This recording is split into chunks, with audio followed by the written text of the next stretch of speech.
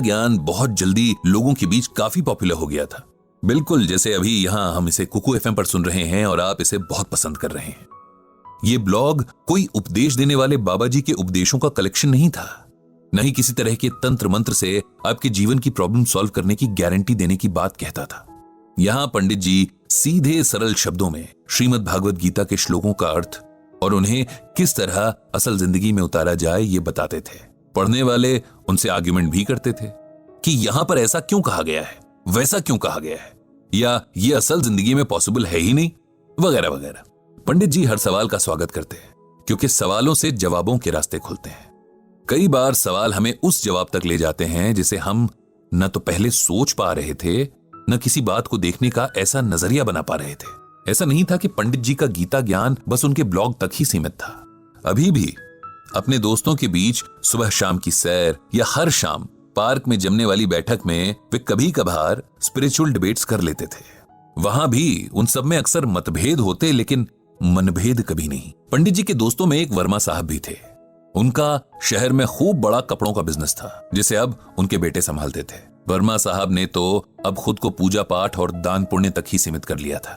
शहर की कोई धर्मशाला, कोई मंदिर, कोई सरकारी स्कूल ऐसा नहीं था जहां वर्मा साहब की दान की हुई कोई चीज ना हो। ये कैसे पता चलेगा कि कोई चीज वर्मा साहब ने दी है? तो उसके लिए वाटर कूलर, पंखे वगैरह दान की हुई चीजों पर हर दानी की तरह उसका नाम जो लिखा रहता था। रोज शाम की बैठक में वर्मा साहब अपने किए दान पुण्य की बातें करते। ऐसा करने के पीछे उनका शायद कोई स्वार्थ ना हो, बस आदतन कर देते थे। लेकिन बाकी के बुजुर्गों को ऐसा महसूस होता कि वे अपने अगले जन्म के लिए कुछ भी पुण्य नहीं कमा पा रहे हैं। अब सब लोग वर्मा साहब की तरह तो पैसे वाले हैं नहीं, अभी भी घर की जिम्मेदारियों से घिरे हुए हैं, और दान तो कोई तब करे जब फैमिली की जरूरतें पूरी हों। वर्मा साहब की कहानी भी बड़ी इंटरेस्टिंग थी। ऐसा नहीं था कि उन्हें सब कुछ विरासत में मिला हो। उनके पिता की शहर के एक बड़े चौराहे पर एक छोटी सी किराना की दुकान थी और फैमिली बड़ी थी, तो बस गुजर बसर करने वाले हालात थे। वर्मा साहब का मन कभी पढ़ाई में लगा ही नहीं। उन्हें तो बाजार की चहल पहल अट्रैक्ट करती थी। पिता की छोटी सी दुकान पर बैठना उन्हें कभी रास नहीं आया, लेकिन मजबूरी थी। पिता ने साफ कह दिया था कि या तो पढ़ाई करो या दुकान संभालो। वर्मा साहब छोटी सी उम्र से दुकानदारी करने लगे। अब 20 साल के युवक हो गए थे और जिंदगी घर और दुकान के बीच ठीक ठाक ही चल रही थी कि एक दिन अचानक उनके पिता चल बसे। अब जाकर वर्मा साहब को एहसास हुआ कि पिता कैसे पूरे परिवार को बांधे हुए थे। उनके बाकी भाई तो पढ़ाई में बिजी थे और उनकी पढ़ाई के सारे खर्चे इस छोटी सी दुकान पर ही डिपेंड करते थे। इस तरह छोटी सी उम्र में एक तरह से पूरे परिवार की जिम्मेदारियां वर्मा साहब पर आ गईं और कम उम्र में पड़े बोझ ने उन्हें वक्त से पहले ही सीरियस बना दिया था। अपनी मेहनत और बिजनेस माइंड के दम पर वर्मा साहब ने एक छोटी सी दुकान से इस शहर के सबसे बड़े कपड़ा व्यापारी तक का सफर तय किया था। आज उनके बेटों के पास एक सफल कारोबार है जिसकी नींव उनके पिता के पसीने की नमी थी। पंडित जी अक्सर एक बात नोट करते कि तमाम पूजा पाठ और दान पुण्य के बाद भी, जीवन के सारे सुख और सम्मान होने के बाद भी वर्मा साहब के चेहरे पर सुकून गायब रहता, जो एक्चुअली होना चाहिए था। हालांकि वो कभी उनसे पूछने की हिम्मत कर नहीं पाए, क्योंकि किसी से जुकाम बुखार की बात पूछना अलग बात है, लेकिन उनके बिना कहे चेहरे से झांकती टेंशन का जिक्र करना, क्या पता सामने वाले को अच्छा ना लगे। धीरे धीरे वर्मा साहब ने पार्क में आना कम कर दिया। पूछो तो बताते कि तबीयत थोड़ी सही नहीं लगती, इसीलिए नहीं आ पाते थे। सबकी तरह पंडित जी ने भी इसे उम्र का खेल समझा, लेकिन ये खेल कुछ और ही था जिसका पता पंडित जी को जल्द चलने वाला था। जब लगातार एक हफ्ते तक वर्मा साहब पार्क में नहीं आए, तब मित्र मंडली ने सोचा कि क्यों ना उनके घर चला जाए, उनका हाल पूछा जाए। जिसके पास जब समय था उनके घर मिलने गया। समय निकालकर पंडित जी भी गए और वहां जाकर फिर उन्हें वही एहसास हुआ कि वर्मा साहब को शरीर नहीं, मन की परेशानी थी जिसे वो किसी से भी बांट नहीं रहे थे। थोड़ा एकांत मिलने पर आखिर पंडित जी ने वर्मा साहब से पूछ ही लिया कि उनकी इस बेसुकूनी की वजह क्या है, क्यों हमेशा उनका मन अशांत सा लगता है, क्या इसके पीछे परिवार या कारोबार की कोई समस्या है। वर्मा साहब जैसे किसी के इस तरह के सवाल पूछने के इंतजार में ही थे और पंडित जी के प्रति तो उनके मन में बड़ा सम्मान था ही। जानते थे कि पंडित जी बहुत सुलझे हुए इंसान हैं, सबके मन को समझने वाले और समझाने वाले भी हैं।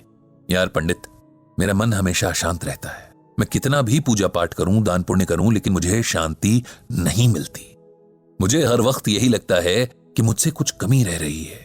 मेरी पूजा ईश्वर तक पहुंच नहीं रही है, मेरे दान मेरे अगले जन्मों के लिए पुण्य में नहीं बदल रहे हैं, और मैं सब कुछ करते हुए भी कुछ नहीं कर पा रहा हूं।